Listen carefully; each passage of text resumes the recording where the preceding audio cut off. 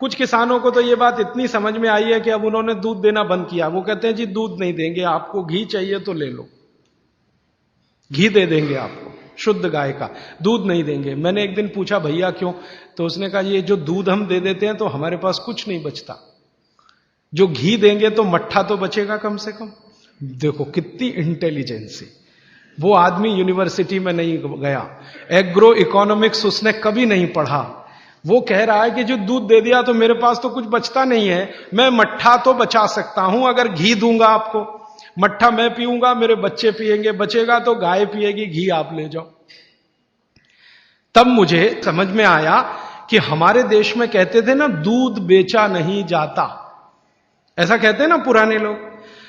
दूध बेचना पूत बेचने जैसा है, बच्चे को नहीं बेच सकते तो दूध भी नहीं बेच सकते। तो वो शायद कहावत इसलिए बनी होगी कि आप अगर दूध बेचते रहोगे तो कुछ बचेगा नहीं, तो दूध बेचो मत, दूध के बनाओ दही, दही का बनाओ मट्ठा, मट्ठे से निकालो मक्खन, घी बेचो।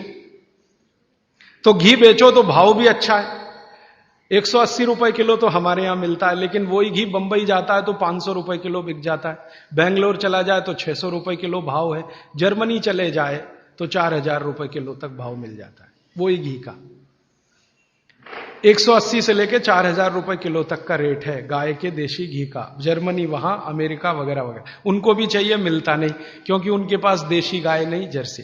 तो मेरा मानना है गाय का आप थोड़ा पालन, उसका संरक्षण संवर्धन शुरू कर दो। गौशाला बनाने का काम अगर यहां हो जाए तो आपकी गौशाला को पैसे की तो जरूरत पड़ेगी नहीं, दान के रूप में मैं आपको विनम्रता से कहता हूं, एक गाय जो दूध देती हो, साल की कमाई उसकी 2 लाख रुपए की है और खाने का खर्चा उसका 20,000 रुपए का है। तो 20,000 का खाना खाएगी, 2 लाख की इनकम है, दूध के रूप में, दही के रूप में, घी के रूप में, मक्खन के रूप में, मूत्र के रूप में और गोबर के रूप में, टोटल इनकम 2 लाख की। और जो बूढ़ी हो गई दूध देना बंद करे तो भी साल की इनकम 1.25 लाख की है, तो भी खर्चा वही 20,000 का है। तो इनपुट कम है, आउटपुट ज्यादा है, इसलिए गाय का बिजनेस भी आप करें, दूध का, गाय से मतलब दूध का, दही का, मक्खन का, घी का, गोबर का आप शुरू कर दो। मैं आज बोल रहा हूं, 3 साल बाद सरकार बोलेगी इसी बात को कि गोबर गैस प्लांट लगाओ जगह जगह, सिलेंडर में गैस भरो और गाड़ियां चलाओ, डीजल हम ला नहीं सकते, पेट्रोल ला नहीं सकते, 150 रुपए लीटर है। तो इसलिए ये गोमूत्र से शुरू हुई आपके बीच की बात वहां तक पहुंचती है। और आप दूध पियोगे तो गाय बढ़ेगी, मूत्र का उपयोग करो दवा के लिए तो भी गाय बढ़ेगी, गोबर का उपयोग करो खेत में तो भी गाय बढ़ेगी। ये 3 तरीके से गायों को आप बचा सकते हैं और इनकी संख्या लगातार बढ़ा सकते हैं।